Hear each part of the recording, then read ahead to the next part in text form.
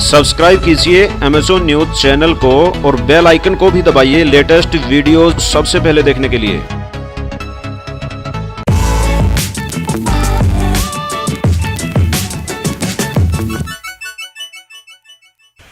दोस्तों, Amazon news channel में आपका स्वागत है। जैसा कि आप जानते हैं कि हमारा चैनल पाखंडी लोगों को ढूंढता है और उनकी सच्चाई जनता को दिखाता है।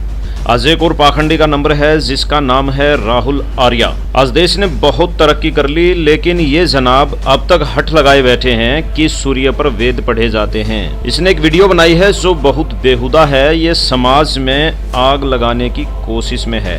वैसे ये इस लायक नहीं है कि इस पर वीडियो बनाई जाए, फिर भी सच दिखाना जरूरी हो गया था। ये जनाब महर्षि दयानंद की तुलना भगत सिंह और राजगुरु जैसे योद्धाओं से कर रहा है, जो बहुत गलत है। भगत सिंह, राजगुरु, सुखदेव ये बहुत बड़े योद्धा थे। इन्होंने अपने देश के लिए बलिदान दिया। इनका हम बहुत आदर करते हैं। हंसते हंसते इन्होंने फांसी का फंदा चूम लिया और देश को आजाद करवाया। लेकिन दयानंद सरस्वती ने तो कोई क्रांति में भाग नहीं लिया। जब 1857 की क्रांति हुई तब ये दयानंद जी 3 साल तक जंगलों में भाग गए, छुप गए कि कहीं अंग्रेज इनको पकड़ ना लें और कहीं इनको जेल में न डाल दें। ये उस समय के सबसे कायर लोगों में से एक थे, क्योंकि जंगलों में भाग जाना उस समय देश की आजादी की लड़ाई लड़ी जा रही थी।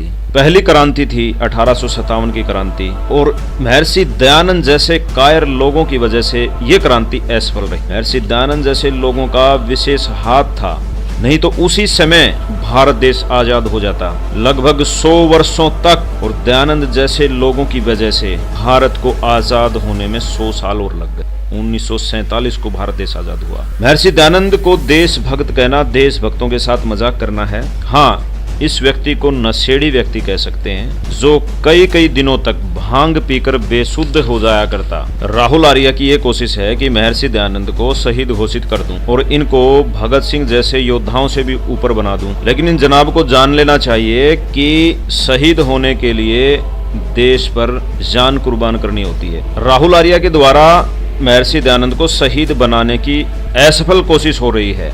दयानंद सरस्वती की सत्यार्थ प्रकाश आप पढ़ोगे तो सिर पकड़कर बैठ जाओगे कि एक भगत और महर्षि कहलाने वाला व्यक्ति ऐसी समाज विनाशक पुस्तक कैसे लिख सकता है। सत्यार्थ प्रकाश समोल्लास 4 में महर्षि जी लिखते हैं कि एक औरत 11 लोगों के साथ नियोग कर सकती है। महर्षि दयानंद सत्यार्थ प्रकाश में लिखते हैं कि सूर्य पर वेद पढ़े जाते हैं। और भी बहुत सी इसकी अनाप शनाप बातें हैं। सैकड़ों ऐसे प्रमाण मिलेंगे कि आपको चक्कर आने लग जाएंगे कि ऐसा व्यक्ति और ऐसी बातें लिख सकता है। और राहुल आर्या के बारे में बताना चाहूंगा, ये आदमी सिर्फ और सिर्फ पब्लिसिटी के चक्कर में रहता है, ऐसी बातें बोलता है। कभी महात्मा गांधी जी का नाम लेता है, कभी किसी दूसरे योद्धाओं के साथ महर्षि दयानंद की तुलना करता है। ये ऐसी बातें बोल करके हिंदू मुसलमान की लड़ाई कराना चाहता है, दंगे करवाना चाहता है, और ऐसे व्यक्ति समाज को पतन की ओर ले जाना चाहते हैं। इनका कोई दूसरा काम नहीं होता। ऐसे पाखंडी लोगों का, राहुल आर्या जैसे पाखंडी लोगों का बहिष्कार होना चाहिए। इन्हें जूते मारने चाहिए। अब ये अपनी वीडियो में कहता है कि हिंदुओं को महात्मा गांधी ने कायर बताया है और मुसलमानों को बहुत बड़ा योद्धा बताया है। मतलब मुसलमानों को कायर नहीं बताया, हिंदुओं को महात्मा गांधी जी ने कायर बताया है कि हिंदू पैदाइशी कायर होते हैं। दोस्तों, आज मेरे पास इस वर्ष हमारा राष्ट्र आजाद हुआ था, उसी वर्ष छपी हुई एक बहुत ही प्राचीन पुस्तक है। कुछ गले तड़े इसके पेज उपलब्ध है मेरे पास। तो इसमें जो गांधी का ये वक्तव्य छपा था 15 अगस्त 1947 की ऐतिहासिक सच्चाई।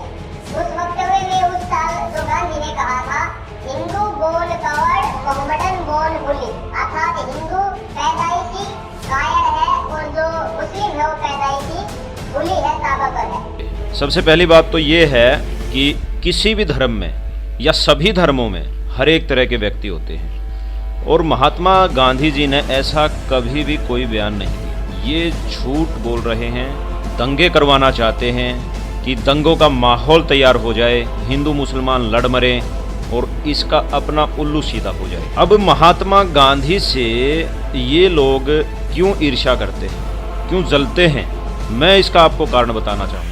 बहुत बड़ा कारण तो ये है कि जब महात्मा गांधी यरवदा जेल में थे तो उन्होंने सत्यार्थ प्रकाश पुस्तक को जेल में ही मंगवाया। उस पुस्तक को पढ़ा